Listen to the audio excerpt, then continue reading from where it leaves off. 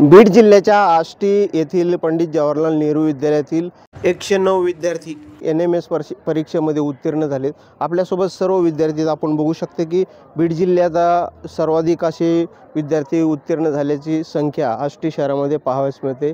सर्व पंडित नेहरू विद्यालयाचे हे विद्यार्थी आहेत। आपण त्यांच्याशी संवाद साधूया। काय सांगतील, कशा पद्धतीने ही परीक्षा होती, किती मार्क होते आणि कशा पद्धतीने उत्तीर्ण? 180 मार्काची परीक्षा होती।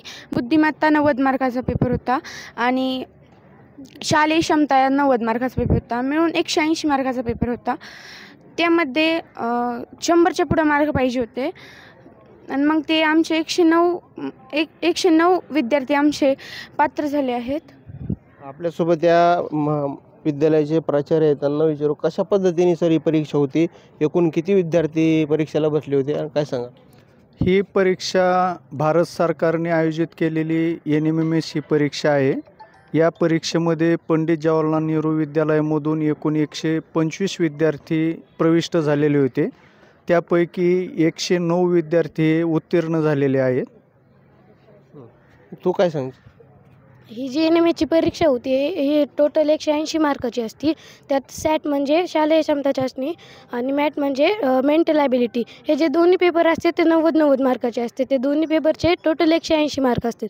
हे पेपर असे सोपे नसतात, पण जे आमचे प्रिन्सिपल सरांनी जे असे सराव घेतले होते शाळेत, ते सरावाच्या मदतीने आम्हाला हे पेपर एवढे सोपे गेले की आता ते मी एक्सप्लेन करू शकतो। पद्धतीने दररोज सराव घेतला जायचा? 2 सत्रात होतं की 1 सत्रात, काय सांगशील? जो मार्च जे सराव जे होते ते मार्चपासून चालू झाले आणि ते परीक्षेचे पहिल्या दिवशीपर्यंत चालू होते। हे सराव घेताना सकाळी एक आणि संध्याकाळी एक पेपर होत होते।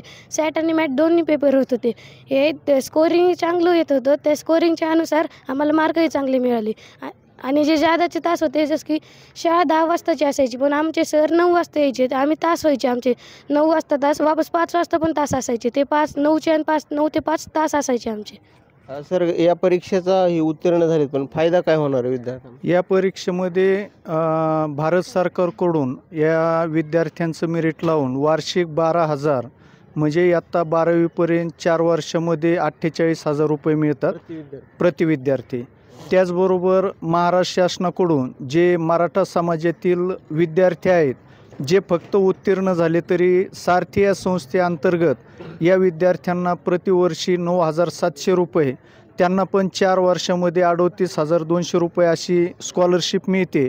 आणि या स्कॉलरशिपमधून निश्चितच हे जे गोरगरीब विद्यार्थी आहेत, ज्यांना पुढे जीवनामध्ये शिकण्यासाठी ज्या अडीअडचणी येतात, या परीक्षेचा ज्ञानासाठी आणि आर्थिक फायद्यासाठी दोन्हीसाठीही या परीक्षेचा फायदा होतो।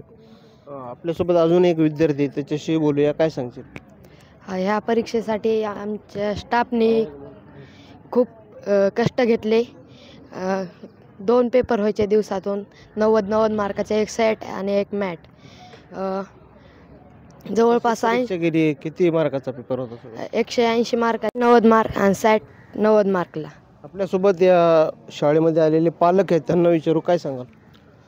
या ठिकाणी पंडित नेहरू विद्यालयाचे प्राचार्य बोडके सर अहोरात्र त्यांनी मेहनत करून जे काही शिक्षकांना अलर्ट केलं होतं की आपल्या या विद्यालयाचे जास्तीत जास्त विद्यार्थी मेरिटमध्ये यायला पाहिजे, तर माझ्या माहितीप्रमाणे महाराष्ट्रात तरी 109 विद्यार्थी आले नसतील 4 तुकड्यामध्ये। जर ह्याच्यापेक्षा जर जास्त तुकडे जे असेल तर सरासरीच्या प्रमाणात पंडित नेहरू ही महाराष्ट्रात अव्वल असू शकते। तर धोंडे साहेबांच्या मार्गदर्शनामुळे आणि बोडके सरांच्या योग्य नियोजनामुळे सगळं जे काही श्रेय या लागतं आहे, तर त्यानंतर त्यांचे जे काही शिक्षक आहेत ती या वाट्यावर बसून त्या विद्यार्थ्यांचं कंटिन्यू त्यांचे पेपर सोडून घ्यायचे आणि त्यांच्या सकाळी 7 ते 5पर्यंत त्यांचा खूप अशा प्रकारे चांगल्या प्रकारे अभ्यास करून घेतला आणि हे यश मिळालेलं आहे। तर मी या पंडित नेहरूचे प्राचार्य आणि संस्थापक अध्यक्ष भीमराव धोंडे साहेब यांचे मी आभार मानतो